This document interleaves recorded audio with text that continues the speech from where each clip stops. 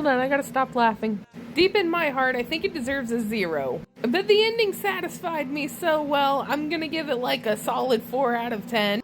And not only that, it's not a movie I'm telling you to watch because it's good. I'm telling you to watch it because you wouldn't believe me if I told you. It's that fucking absurd. And you know, there's a horror film for everybody out there. This was just not for me, and I think it's because I went into this thinking it was going to be something and got absolutely nothing as to what I thought it would be. Does that make sense? So welcome back, and once again, thank you for trusting me with your full spoiler movie reviews. That thing I do where I watch movies and then I tell you all about them. As always, I am unpaid and unsponsored. And spoilers, all the spoilers. If you don't want spoilers, go ahead and scroll.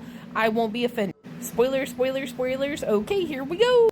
This is the A24 film The Front Room, starring Brandy. I was the only person in my theater viewing. So Brandy is a married and pregnant college professor. She recently quit her job due to a lot of shit at the school, and now they're kind of short on money. Well, her husband's dad dies, and his stepmom is left widowed. Her name is Solange, and Solange was apparently super abusive in his upbringing. His examples were he wasn't allowed to eat dinner until he sang Jesus Loves Me, and she believed that he really did believe that. And also he was only allowed to watch VeggieTales. And I think that she thinks she's a faith healer, which they kind of showed that. But outside of one thing, that didn't really matter. No, I take that back. There was like 2 things. But they don't go anywhere. But we'll get to that. They're at the funeral for his dad, and Solange was like, hey, I'm going to give you all this money. This is all your inheritance. I done sold my house too. The only stipulation is that I have to live with you guys. And he's like, absolutely the fuck not.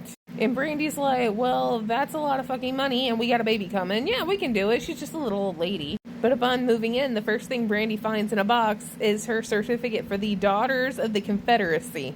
Which, if you do not know, that is an organization that you can link to if you have proven fact that one of your relatives was a Confederate soldier in the American Civil War. But Brandy's already taken aback by that, and shit starts like first thing as soon as she starts in the door, because they made the baby's bedroom like downstairs, and Solange wants the bedroom downstairs because she's got canes, and it was a whole ass ordeal. But whatever, they moved her in there, and they moved the baby's room upstairs with them. And then she didn't like the name they had picked out. It was like little stuff like that. But then the next day, Solange has incontinence and peed on the couch. And Solange made Brandy promise not to tell her husband because she was embarrassed. But Brandy did exactly that at the dinner table. Because Brandy is big as a house pregnant, like 9 months pregnant.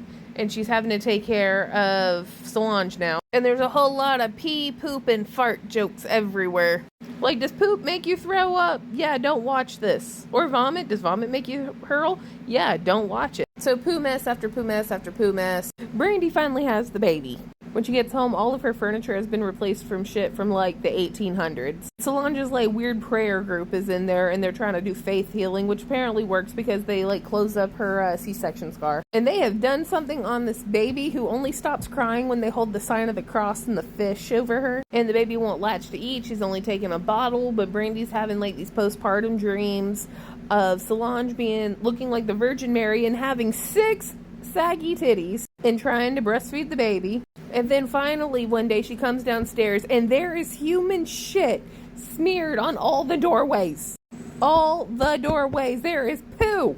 Human fecal matter. So she calls her husband. She's like, I don't give a shit what you're doing. You're coming home and you were helping me. And then Solange and Brandy are standing in the living room arguing over the baby or whatever. And Solange throws herself into the coffee table, bouncing her head off. And Solange throws herself to the floor, bouncing her head off the coffee table. And it looks like a Family Guy pratfall. Hand to God, it looks like when Peter Griffin falls down the stairs. And blamed Brandy, saying that she beat her up. So Brandy's had enough. She goes downstairs one particular night and she opens Solange's bedroom door. And Solange is there breastfeeding her husband. Or she thinks it is, I think it's like a vision or whatever. But Brandy turns around to throw up. And then her husband comes downstairs with the baby. And then her husband and Solange get into a big fight because apparently Solange has been lying about having a dead daughter this whole time. And she spits on the husband. The husband just goes upstairs, closes her door, and they're going to leave her alone. But she's screaming the entire night, why can't I die? Brandy goes back downstairs the next morning and she is dead. Like dead. Looks like the shriveled up carrot in the bottom of the refrigerator door, kind of dead. She is cremated. They have sold the house that she's paid off. They bought a new house. They're pregnant again, and she got a new job, and she is very excited. But then we have a flashback that the night that she was screaming in there, "Why can't I die?" Brandy actually went in there and smothered her with a pillow. But she was incredibly old, so it probably looked like a natural cause. But they have a happy life. The end. Now, did I like it? No. No, I did not. But good for her. Good for her. Y'all, what even was this? I don't know. But that's what I'm telling you. Don't see it because it's good.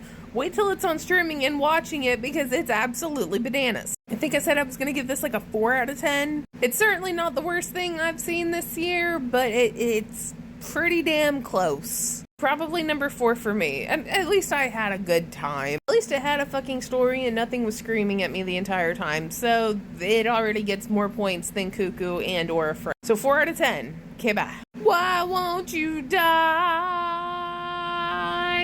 Your hand